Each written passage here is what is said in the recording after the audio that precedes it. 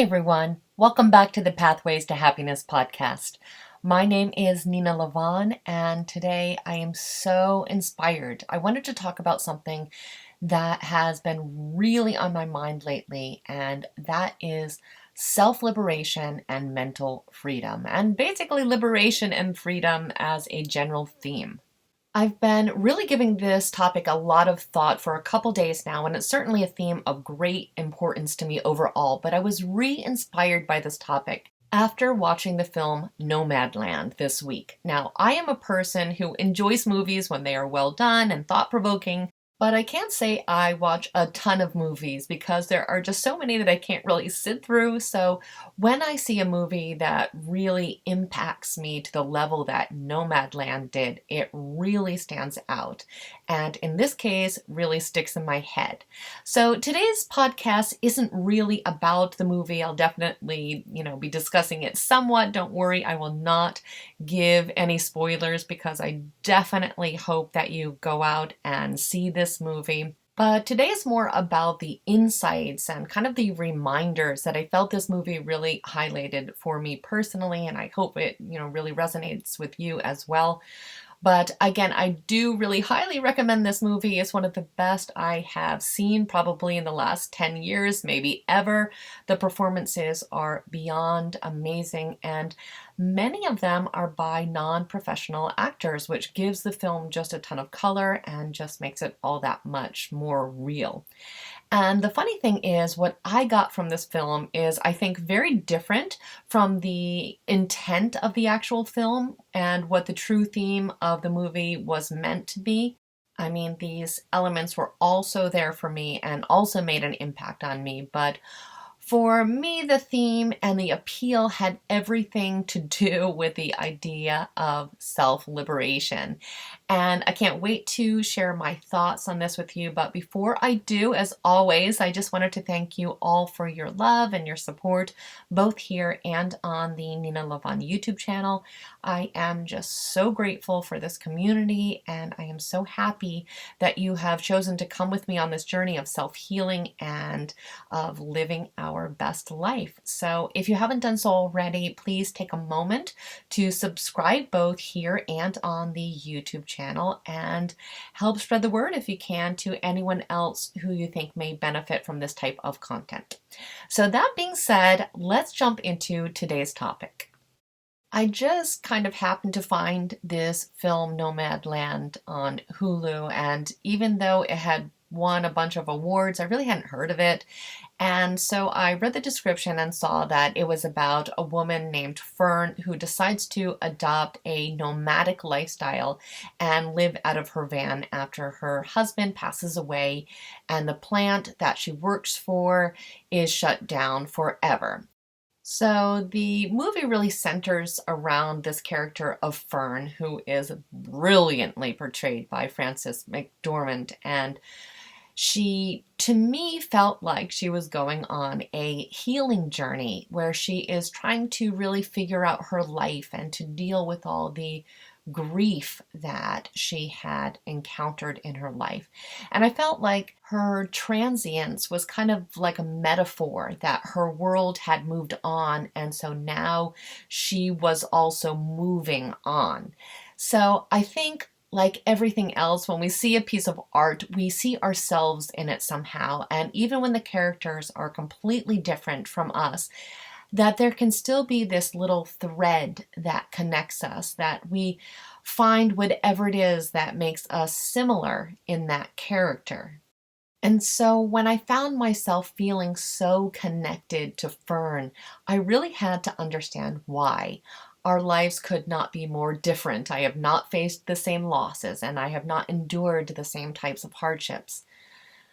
But like all of us, I've had my own struggles, both inward and outward. And I think it's important to remember that this is also a common thread between all of us. And I think it's important to remember that when we meet people, even people that we know fairly well or think we know fairly well, we may assume that their lives are problem-free or more perfect or whole than our own lives. And that is rarely the case. I don't think that life is perfectly fair with each person having the exact same amount of struggles to the exact same degree. But I know for certain that all people have their own stuff. There is no life that is without suffering, even when it appears on the outside not to be the case. So in Fern, I found myself connecting to her sense of not only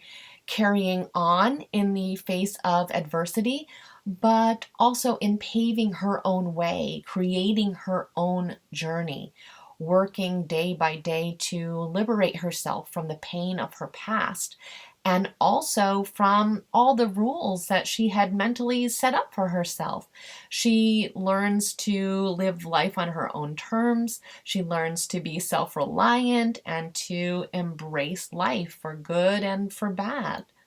One of the things that struck me so much is just how real she is as a character and how real the other nomads were. And again, many of them actually truly are nomads that appear in the film as non-professional actors. And while watching this film, it just hit me how appealing that is to watch. Just people being themselves, not trying to paint a false picture of who they are or what their lives are about, not trying to impress anybody, not doing things for likes or shares or because they feel like they are doing what they are supposed to do. Just people offering an unapologetic look at how they choose to live their life and who they choose to be. And I couldn't help think about the contrast between, that and literally everything else going on in the world. Nothing seems real anymore. And I think it's just because we don't know how to be real. We don't even know, what real is anymore. We've just kind of become this Kardashian world. And, at some point we kind of start to question everything. It's hard to know what is sincere and what is authentic. And even in this fakeness that we have all somehow learned to accept and even celebrate, even that as an illusion, it's not even appealing. I'm not sure how we all kind of got signed up for this. So just seeing these amazing people just be like, nope, that's not for me. I'm doing my own thing and I'm happy with that. It was just really, really powerful and completely inspiring. And I'm in no way trying to glamorize their lives or make a case for, RV living for everyone or to anyone that isn't, drawn to that lifestyle organically and authentically. I'm just saying that it was a wake-up call for authenticity and for breaking the spell that the grind of our everyday lives, I think, puts so many of us under. And I'm also saying that it's a reminder that options for change in our own lives are there when we look for them. It's never too late to say, you know what, this isn't working for me. I know I could be happier. There's got to be more to my life. I think so often we just haphazardly choose a direction in our life and then we blindly keep going in that direction. And sometimes we even double down when things go wrong. We just insist that this is the one and only way.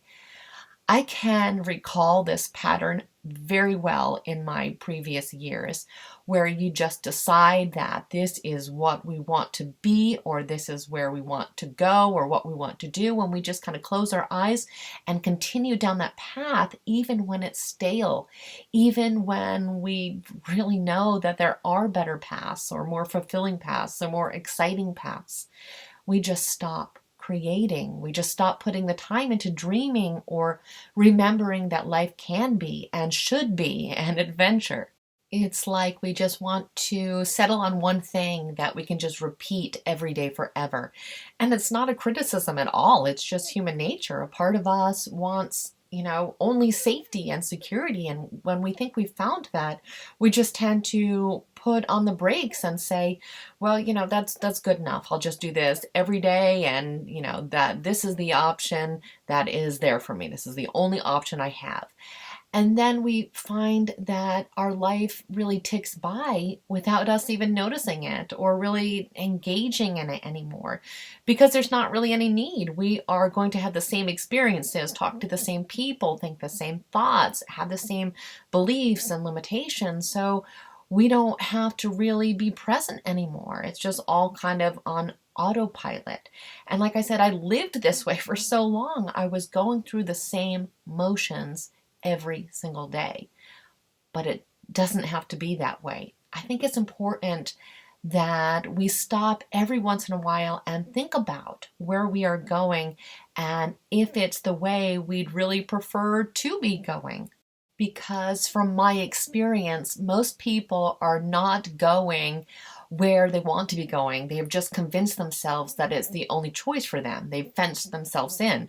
We all create these little mental prisons for ourselves that lead us to believe that we have no way out, that this is the best we can do, or that we are comfortable enough that it doesn't really seem to matter anymore. And, it's true that in life we do have some obligations and commitments, and we have things in our life that, maybe we wouldn't want to change. Maybe it's our families, maybe it's our romantic partners, or our hobbies, or our passion, or, all or any of these things. But that doesn't mean that there aren't areas in our life that we do want to change or that can change.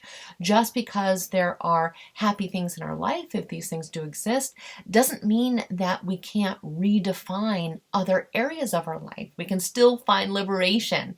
We can still be our own kind of free spirit. It's strange because this whole pandemic has caused so many people to really reevaluate their lives. And as devastating as this whole thing has been for so many people, I think it is also, again, that wake-up call for a lot of people. It's made a lot of people really question what they value, what is actually important in their lives, and maybe what has been lacking. A revelation that I had during this time is that I need to continue, to put effort into making my own life an adventure, to keep seeing what I can see, learning what I can learn, and helping out in any way I can. That is something that is extremely important to me. I think that we can get so sleepy and lazy with our own lives because we are, just so burned out and so uninspired a lot of the time. And we start to lose that passion for adventure and growth and for making the most out of our lives. In the last podcast, I asked the question, if you knew you only had a year left to live, what would you be doing differently about your life? And that is something I think about a lot, because I think we take the gift of life for granted so often. The truth is that we never know what is around the corner or how much time we get to have here, yet we take the time we have and we treat it like it's meaningless half the time. We have to remember that time is a currency. It is a currency that we never get back. We can either use it or it just goes away forever. And I know on some level we understand this, we know this, but yet we still dream to be laying on our couch. But when we really think about this and we start reminding ourselves that we are in control of our lives, or at least we could be, that we, either could be or are already the architect of our own reality, we can start to get inspired again, because we can really understand that the possibilities are endless. No, it may not be possible or even desirable for everyone to live in a van like Fern, but it could be, but the option is there, and endless alternate options, whatever we want, they're all out there for us. Life does not have to be cut and dry and black and white, like we have grown up to believe that it needs to be. It can be what we want it to be. So what does it mean then to be self-liberated? What is self-liberation, and how can we actually achieve this? I think self-liberation is hard to really pinpoint and is often defined in, very different ways. But for me, it really has to do with mental freedom. It has to do with authenticity and embracing the truth of who we are and breaking free from the beliefs that do not serve us, whether they be beliefs and conditionings from other people or society, or simply the perceptions and ideas of our own that keep us back from expanding our mind and our lives. It is about letting go of the things that truly hold us back. It's about thinking for ourselves and coming to our own conclusions. It's about designing our own lives and our own thoughts. And it can include many other facets, but that is kind of the general theme. And I think it is such an important theme and one that we really, really take for granted or don't, value as highly as we need to much of the time. So then what is the answer? How can we fix this? How can we start on this path to mental freedom? I think the first step is really to figure out what our actual beliefs about life are, what we believe the limitations to be. When we can figure out how we kind of constructed the life that we have right now, if we aren't happy with it, we can start to get a picture of how we can reshape our lives and, believe that it is truly possible to do so. And this was really key to me reshaping my own life. I started by figuring out how I had gotten to the place that I was at, what I had been thinking, what my belief systems had been, and how that all had really held me back and how it was keeping me from growing and from experiencing life to its fullest. I had always had a free spirit, kind of in my heart, but I wasn't living that way. I was constantly putting limitations on myself and listening to the limitations that everybody else had put on me as well. So I always felt like I was a butterfly in a cage. I knew I could fly. I knew that there could be more, but I felt stuck. So I knew I had to start figuring out how to get out of this cage and how I could figure out, the process of doing so. And one of the most incredible things I found was that, you can do this process yourself. You can be a self healer. You can really, engage in self therapy. And of course, certainly you can get outside help as well, but we are so much more empowered than we believe we are. So I just wanted to stress the fact that although, of course, if necessary, we can get outside help to do this, but this is also a process that in many cases we can successfully do ourselves. And one of the most incredible therapists ever for helping people really diffuse their irrational beliefs and to help them stop distressing themselves with self-imposed limitations is a man named Albert Ellis. Now, his theories were really groundbreaking because he had a great understanding of the suffering that people put themselves through by placing unrealistic demands, on our lives and on ourselves and on other people. And so he founded something called rational emotive behavior therapy to help people not only deal with their negative emotions, such as depression, anxiety, anger, and guilt, but to really also help people identify their self-defeating thoughts that, are the things that really keep us trapped mentally. And this was basically the first form of cognitive behavioral therapy, which is, again, a form of therapy that is amazing because you can effectively practice it as a form of self-therapy. You can do it yourself. And of course, again, you can certainly practice it with a therapist. But this is a skill you can, learn to do on your own. And believe me, this is life-changing. This is something that is so second nature to me now that I don't even realize I am doing it half the time, but I actually practice CBT, which is cognitive behavioral therapy, all day long. So if you are not familiar with this process, which I certainly feel is extremely helpful, I will link a video on how to perform it yourself. I made it on the YouTube channel. I'll put it in the description box below if you're watching this through YouTube. And if you're listening to this on another platform, just look up Nena Lavonne CBT and it will pop right up. But basically, it is just the process of learning to question our automatic thoughts and often irrational beliefs and to work through them and to replace them with realistic, empowering thoughts that uplift us and strengthen us instead of tearing ourselves down. Because as terrible as things can be in the external world, it is sadly true that our internal world can be much worse and can cause us so much suffering. And so much of self-liberation comes with letting go of the habit of causing this pain for ourselves and letting go of the need and the inclination to set self limitations. So we can, learn to let go of these destructive thoughts and worries and replace them with these positive and constructive thoughts. And when we can do this, we are better able to accept ourselves, our lives, and other people, and we can really, start to finally experience true mental freedom. I think we also have to consider who or what is influencing us in our life and, really contemplate it and think about if these are people or institutions or, whatever it is that we want to be having an influence on us. We have to remember that every single thing that we see or that we hear, every person we talk to, everything we let into our lives has an effect on us, whether we realize it or not.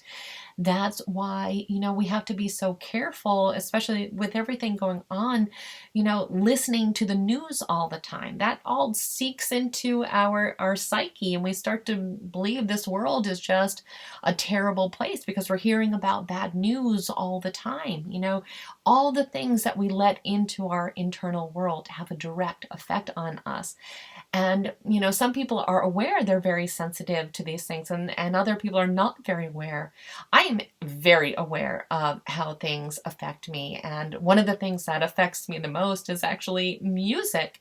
I know that, if I'm going to listen to a sad song, it is going to make me feel sad. So that's something I'm really careful about, unless you're in that mood where, you want to be sad. Sometimes you are in the mood where you want to hear a sad song, but that's just an example. I'm very careful about what type of media that I, will engage in and, how much time I spend on social media, what accounts that I choose to follow or look at, what television programs and what movies I watch. And that's why a movie, that is positive for us, like Nomadland, can have such an impact on our lives. If we are selective with the things that we are allowing to influence us and we are allowing into our world, we can design these things to be beneficial and helpful and empowering to us instead of just kind of, again, haphazardly just allowing whatever to come into our life and to be, influencing us without us, really consenting to that or being aware of it in a lot of cases. So we can gain a lot of freedom by simply being in complete control of the things that we want to have enter our little world. And I'm not saying that we shouldn't let other things in. I think it's important actually that we consider new perspectives and that we open ourselves up to conversations that we wouldn't normally have or new people that, we wouldn't normally meet. It's actually wonderful for us. It really expands our world in such a positive way. But we do have to be, intentional with it. We want to intentionally decide, I want to talk to this person. I want to read this book. I want to watch this movie, and not just have all these things on in the background that aren't really enhancing or enriching our lives. It's all about intent. And, there are a whole bunch of other concepts that I think are also helpful in this process of becoming, self-liberated. And one of the things is, for me at least, meditation. And I think this is something that a lot of people find helpful. This is a practice that I definitely did not adopt until my adult life, but it has been completely paradigm shifting. And it just helps you clear your mind and free your mind and just open up that space for for clarity, so we can see, what is truly us and what is the outside world. We can, kind of learn to make that distinction and to really center ourselves. So meditation can be extremely helpful in this process, as can exercise. And not only is exercise good for our mental and physical health, I think it also offers a lot of clarity, and it takes our attention away from all these external factors for the time being. It releases endorphins, it, lowers our cortisol, and it just generally helps us to get into a happier, more positive mindset. So I think that is something that can also be very liberating as well. I think another huge concept is really kind of the ball of letting go of the past, being in the present moment, being mindful to, just let go of regret, let go of guilt, really purge ourselves from all these negative emotions, because we have to realize that the only time that we actually have is right now, is this moment. We can't control the past. There's nothing that we can do about the past. So when we are continuously ruminating over the past, we just get stuck in a loop and we can't get anywhere. We can't effectively change anything, and we are just perpetuating very negative emotions. And studies have actually shown us that when we are thinking about these negative events, that a lot of times the negative emotions that were associated with these events, they come back to us just as strongly, and sometimes even more strongly now, than when we were actually experiencing them in the past.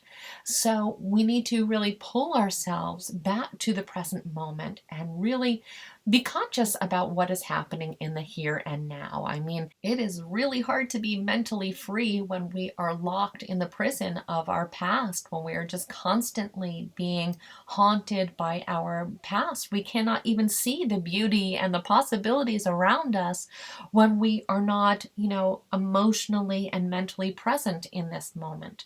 So we need to start to get into the habit of being mindful, of bringing our thoughts back to the here and now, because when we do this, we can, have so much inspiration and so much more optimism for the future, because we are not constricting ourselves to being locked in, the past, especially if it was something that we felt was very negative or painful. So whenever we see ourselves really shifting back into the past, or, also worrying about the future, we need to bring ourselves back to the here and now, be present in this moment. And we can do this by, just kind of closing our eyes for a second, taking a couple deep breaths, just think about our senses, think about, what we can hear right now, what we can smell right now, what we can feel right now. Bring us back to the here and now so we can fully experience it and enjoy our lives. So I know that is kind of a big topic, but it's one that could not be more important and more life-changing. I have several videos about mindfulness and how to effectively practice mindfulness on the YouTube channel. So I will again link some down below in the description box, and you can certainly look it up if, again, you are listening through another platform. But that is something else that can really, truly free us from that mental prison. Another thing is just remembering to laugh and to smile and to enjoy life. Sometimes we forget that is a priority. And so we have to remember that life is something that needs to be enjoyed. And we have to, design it to be that way. Make sure that we have things in our life that do, bring us joy, that do make us laugh, and remember to take things less seriously, because we take things so seriously in our culture, and so many times the things that we are taking so seriously are things that do not matter. And again, watching Nomadland was just such a reminder to ask ourselves those big questions about what really does matter to us and where we really are putting our focus. If we're putting our focus constantly on things that don't matter, or things that always stress us out or, limit us, we've got to break free of that type of habit. We need to start enjoying our life again. And, that's part of freedom as well. We should be free to love life and enjoy life. And, so much of the times we are the ones that are just putting that fence around ourselves. So that's something to think about as well. And, something else that helps many people, I'm not going to say that it helps every person because people are very different, but a lot of people do find that decluttering or letting go of, the excessive physical possessions is really helpful as well. It just helps to, again, bring clarity, to give us space to enjoy what we do have and what we do find important. Not the case for every single person, but I would say for most people, outer order does lead to inner calm. So if that rings true for you, embrace it, go with it, because I have found that it has helped a lot of people to adopt a somewhat more minimalistic lifestyle. But again, people are different, so that one you will have to test out for yourself if that is really true for you. Another thing that we can think about is the different relationships in our life and making sure that the relationships that we are focusing our time and energy on are ones that are valuable to us and that aren't toxic and creating negative experiences for us. A lot of times we just hold on to relationships that are actually really dragging us down when we have the option of, finding like-minded people and, creating relationships in our life that are beneficial for us, that are positive, and that make us feel good about ourselves. So just remembering that we are also in control of our little circle around us. And when there are people in our lives that we do find that are toxic or that, make us feel bad about ourselves, but they are not people that we really want to eliminate out of our lives, we just have to know to kind of set some mental and emotional boundaries for ourselves so they don't affect us in a negative manner if we can. So that's something to think about as well. And another thing that we can think about is making sure that we spend enough time alone. We do need time in solitude, and maybe some of you have had too much time in solitude because of, again, everything that is going on in the world right now. Not the case for everybody. I know some people have all their kids home and all, they don't have any time at all to themselves. But we do have to make sure that we have time in solitude because that is the time when we can really contemplate our life. We can really, think about the direction that our life is going. Think about if we were happy, what changes we want to make in our life and all things like that. And a lot of times when our life is so cluttered and so busy, we keep going on a path that isn't that great for us just because we haven't had the time to really sit down and analyze the situation. So we want to make sure that we always provide ourselves with that time. And like I said, meditation is a great way to do that. Going on walks is a great time to do that. It's whatever works for you. But you want to make sure that you dedicate enough time for yourself so that you give yourself that mental clarity. Because when we have mental clarity, that can really help us start to achieve that mental freedom. We also have to think about how we are viewing the world and our perception and if it's healthy and good and, again, beneficial for us and what labels we have put on things. So many times without realizing it, we really define ourselves or other people by these labels. And when we do this, it just immediately sets some type of limitation. So we are either deciding that we have to be some way or that we cannot be some way. And so when we really tear off these labels and we just think about the experiences, as they are on their own without the label, we're more able to see if these are things that we may want to try or may want to do or may be reflecting an aspect of ourselves that we weren't letting ourselves see because we had that label on it. So that's something that we want to be aware of, and just having a positive mindset overall. When we have a negative mindset of any kind, whether, it just be pessimism or some kind of bias, we all have have these different negative biases that we have. But when we have awareness of them, we can work through them. When we are unaware and we have these negative mindsets, they greatly hold us back. And there's no way to be liberated because we're always going to come back to these negative conclusions because we're actually seeing the world through a very negative filter. It's a lens that we see the world through. So that's something that we have to be honest with ourselves about. How are we seeing the world? Because it is a choice. We can choose to see the world in any way that we want to. We can perceive the world in any way we want to, which leads us to have different reactions, different responses, because we are interpreting things in a different way. So when we can learn to have a mindset that is consciously more positive, we're definitely going to have a more positive experience.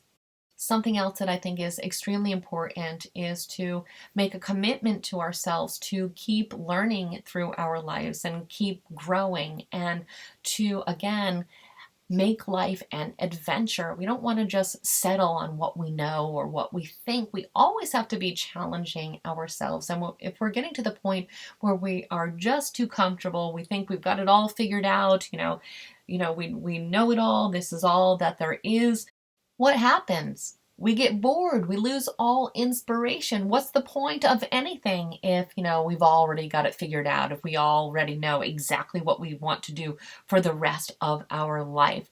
There's got to be more. And of course there is more. There is endlessly more. There is always more we can learn, more we can know, more we can experience, more places to see, more people to meet. There is always more that we can expand our life with. And it's important that we do have that sense of expansion, because we know that psychologically, when we stop learning, when we stop growing, it's like there's a death inside of us, and we start to go in the other direction. So that's something that we have to remember. And lastly, I just want to talk about this concept that I think is extremely tied to that mental freedom and that self-liberation, and that is self-acceptance and self-love. Just being okay with who we are at this moment in time. And that doesn't mean that we can't change, that we can't grow, that we can't expand. But you know what? We are worthy. We are enough. How we are at this moment. It doesn't matter what anybody else thinks. It doesn't matter the irrational thoughts that we are telling ourselves. It's not true. We are enough, and we are worthy and deserving of love and acceptance. And it has to start again in our own hearts, and it has to start today. If we're not already feeling like this is something that we have to make a commitment to, that we have to let go of self-criticism, let go of self-judgment. We are perfect just how we are. That doesn't mean that we can't give ourselves permission to change, but we are perfect, and we are in need and quite deserving of our own self-love and acceptance. We also have to, on a regular basis, a daily basis, remind ourselves of all the things in our life that we are grateful for. There are so many things to be grateful for. We are surrounded by things that make us happy if we look at them. We have nature outside. We have the air we breathe. We have the trees. We have this beautiful earth. We have other people in this world that make us feel connected and make us enjoy life even more. We have so many things, and this journey isn't over. We have an exciting journey in front of us if we allow it to be so, and we have that choice. So my invitation for you today is to start to contemplate your own journey and think about if you are on the path to self-liberation, if you are living the life that you would be leading if you knew you only had a year to live. And I just want to take a moment to thank everyone involved with the film Nomadland. Everything from the writing and the cinematography and the acting and all the non-professional actors that added their stories It was just so empowering, and I was truly just so inspired by all of these people and all of these aspects, Bob Wells, all of the people involved in the film. So a huge thank you for the reminder to always be on that quest of self-liberation and mental freedom, and to be carving the path in life that we really want to be leading, and to be our authentic selves. So I would love to hear your thoughts on the movie and about this topic in general. For those of you that do choose to see it, please go see it, or it's on Hulu if you aren't able to see it in a theater. But I would love to hear what you got from the movie, the themes that stood out to you the most, and how it impacted you. Please know that this is not some kind of crazy fast-paced movie. This is a thoughtful, poignant piece of art that, is something that is going to stick with you a while. So love to hear your thoughts on that. As always, I want to thank you so much for spending time with me today. It's always a pleasure getting to interact with you and to read the questions that you send in and all your comments. So thank you so much for being a part of this community. Again, please take a second to join this community if you have not done so already. And I look forward to seeing you all next time. Have an amazing day, guys. Take care.